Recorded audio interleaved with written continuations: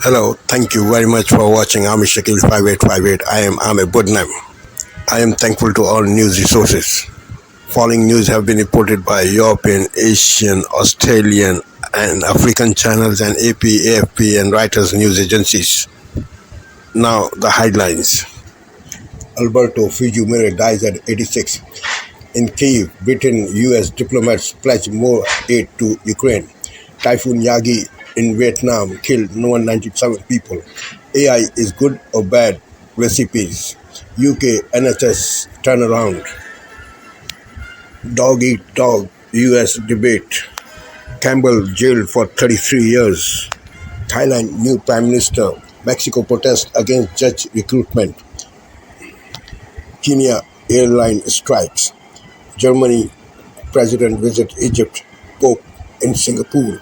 18 Gaza people died by US-Israeli strike. Israeli strike in Gaza killed 18 people, including 8 UN workers. Special games in Kazakhstan. Now watch the channels.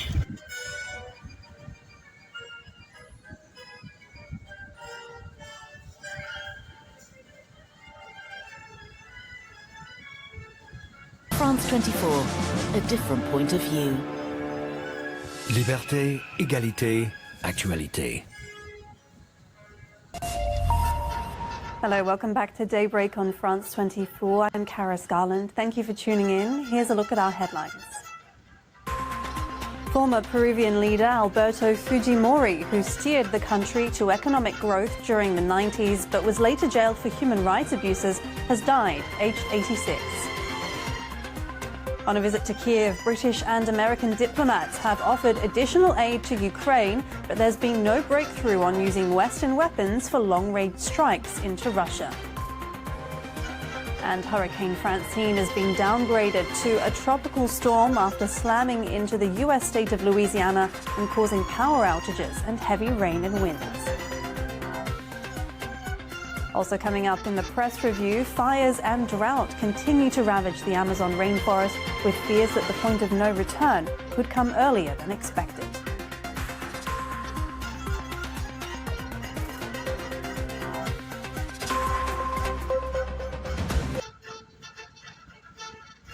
Those who live there. Liberté, égalité, actualité.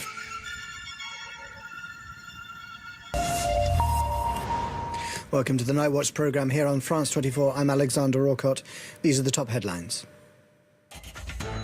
Peru's scandal-hit ex-president Alberto Fujimori dies at the age of 86. Hailed at the beginning of his decade in power, the political gambler was ousted and ultimately imprisoned after turning to authoritarianism. The US and UK pledge $1.5 billion extra funding for Ukraine as their top diplomats arrive together in Kyiv. Ukraine renews calls to make attacks deeper inside Russia. And the death toll from Typhoon Yagi rises to almost 200. The strongest storm to hit Asia this year has devastated northern Vietnam, flooding the capital as the Red River rose to a 20-year high.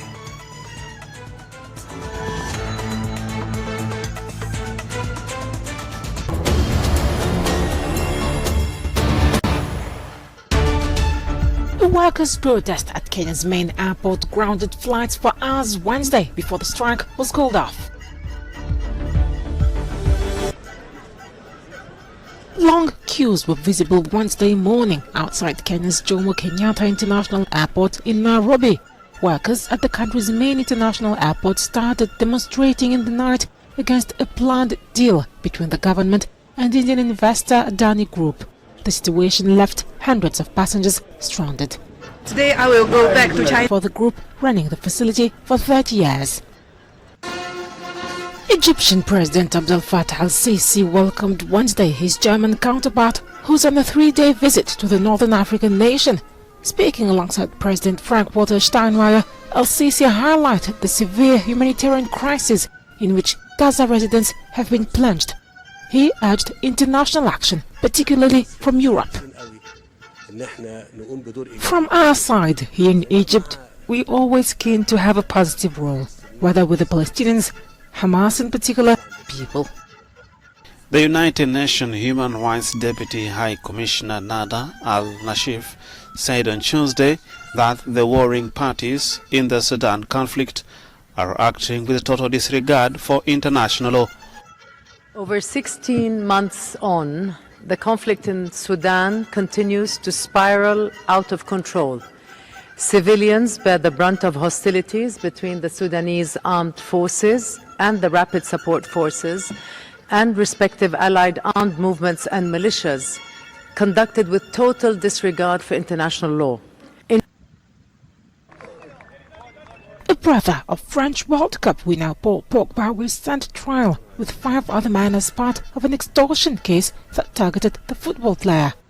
The Paris prosecutor's office said Tuesday that Mathias Pogba was ordered to stand trial for the offences of attempted extortion and criminal conspiracy. The court date has not been announced.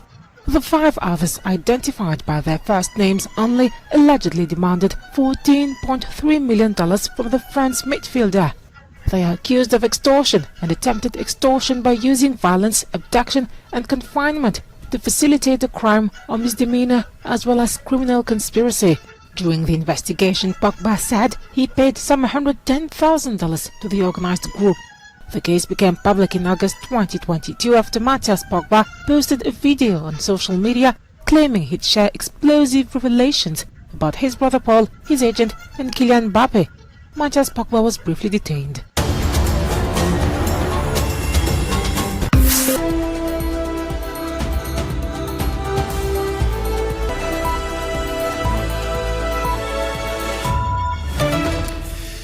You're watching DW News live from Berlin. Thailand's new Prime Minister officially takes the reins of power today.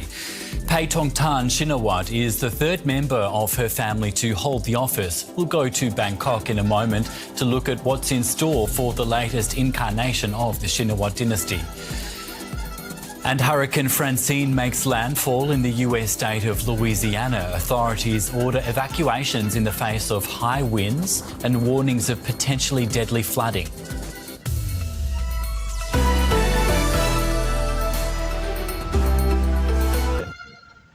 And the Swans have suffered a big blow, Jared, as they wait to find out their next opponent. Yeah, they're going to either be taking on Port or Hawthorn in the semi-final, but it's always a blow when you lose your captain, and that's exactly what's happened to them. Callum Mills will miss that preliminary final in a couple of weeks' time after hurting his hamstring at training. That was earlier at the week on Tuesday. Scans yesterday confirmed what was a minor strain, and then late last night the Swans let everybody know that was the case. So a massive out for the Swans, needing that kind of leadership as you go into a grand final qualifier. The team they beat, though, the Giants, it's a big weekend coming up for them. They'll take on the Lions on Saturday in Sydney after that brutal 6-point loss. Their coach Adam Kingsley says that they've already moved on from the defeat against the Swans. Yeah, it was, but we've got a big game this week, and we know that we've got to refocus. Otherwise, Brisbane will come down here and take the win off us. So we need to focus, and we've done that from Monday onwards. We reviewed our game, identified a couple of key points, and then and have moved on pretty quickly. So a great time for sports fans, Ros. The NRL, AFL finals this weekend, all starting tomorrow night, so looking forward to it. See you later, Jared. Thank you. Thank you. Quick look at the national weather now. Showers increasing in Brisbane, windy with a shower or two in Sydney. Canberra, a cloudy day. Melbourne and Hobart, partly cloudy. Adelaide, mostly sunny. A sunny day in Perth, and Darwin, sunny and a top of 36 degrees. That's ABC News for now. You can keep up to date on the ABC News app and on ABC iView. I'm Ros Childs. Thanks for your company. We are taking you live now to Canberra, where question time is getting underway in the House of Representatives. Bye for now. Men. Order. It isn't good enough, Members, and every one of you who votes for concluded. In accordance with Standing Order 43, the time for member statements has concluded. We shall move to questions without notice. Are there any questions without notice? I'll give the call to the Honourable the Leader of the Opposition. Thank you very much, Mr Speaker. My question is to the Prime Minister. Prime Minister, under the Coalition, interest rates went up once. Under your government, they've gone up 12 times. The Business Council warns Labor's economic credibility is on the line. Will the Prime Minister take responsibility for Labor's bad decisions over the last 2 years, which have taken our country in the wrong direction and hurt Australian families.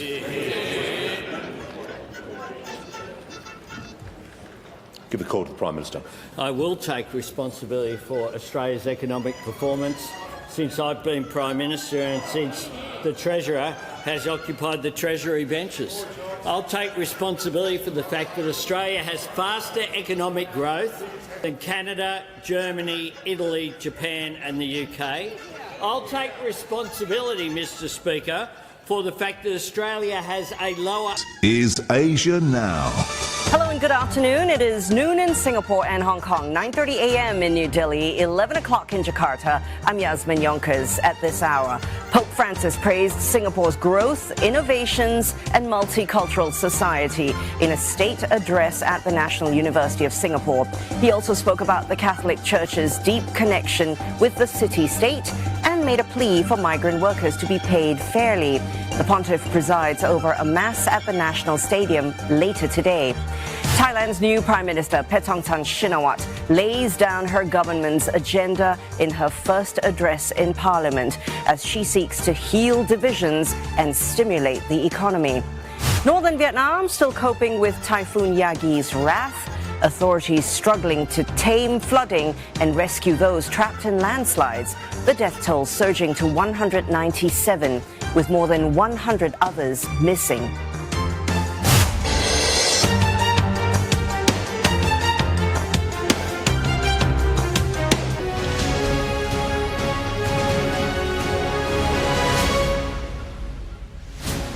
Hello, you're watching Sky News. I'm Nick Qureshi. Here are the headlines. Reform or die. The government vows to turn around the NHS after a hard-hitting report into one of the nation's most loved institutions. Formalities and smiles for Kamala Harris and Donald Trump just hours after their dog-eat-dog presidential debate. In a race which couldn't be tighter, we're in the swing state of Pennsylvania with the voters who could tip the balance.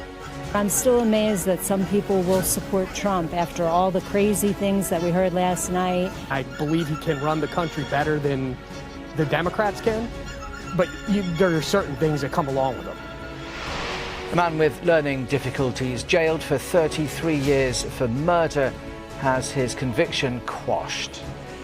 A new Green Deal for Tata Steel and assurances over jobs for thousands at risk at Port Talbot. Plus, a special award for a huge cultural change. Mr. Bates versus the Post Office is honoured at the National Television Awards.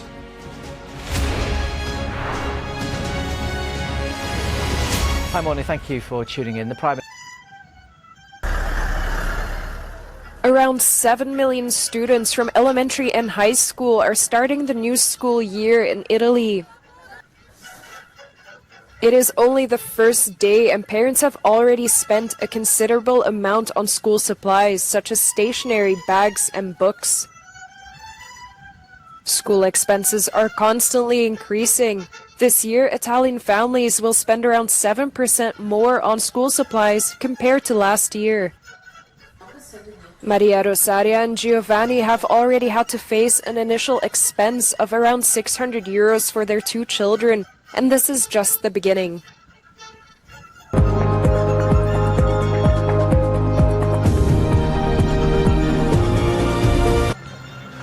The worst single attack on the UN's agency in Gaza. 6 of its aid workers are among 18 people killed in an Israeli strike on a school. Hello, welcome to TRT World Live from Istanbul. I'm Aaron Armstrong. Also ahead on the programme. He transformed Peru but was jailed for the use of government death squads. Former President Alberto Fujimori dies at the age of 86. US Secretary of State Antony Blinken is in Ukraine as it pleads for more long-range missiles to strike deeper into Russia. And a showcase of Central Asian ethnic sports. The 5th World Nomad Games is underway in Kazakhstan with over 2,500 athletes competing.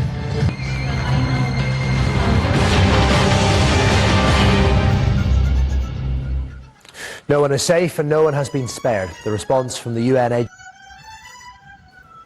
Well, one sector lobbying Rachel Reeves ahead of her first budget are private schools, with the Chancellor set to confirm charging VAT on private school fees from January. Our fact-check team has been analysing, will state schools be overwhelmed by an exodus of pupils priced out of private schooling, as many independent schools argue? Well, the Institute for Fiscal Studies forecast adding VAT could see 3 to 7% of private school pupils leave in the coming years. Let's look at secondaries, because most private school pupils are secondary age.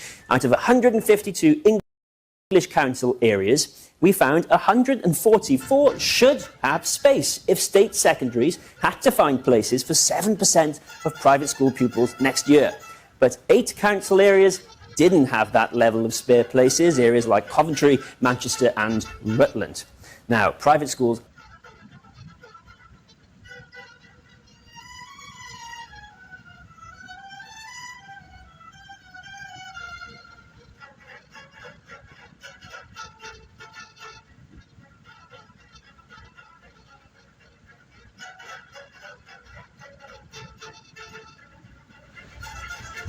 Thank you for watching and privilege of your time. This is Amir Shakil 5858. I am Amir Goodman. Have a good life.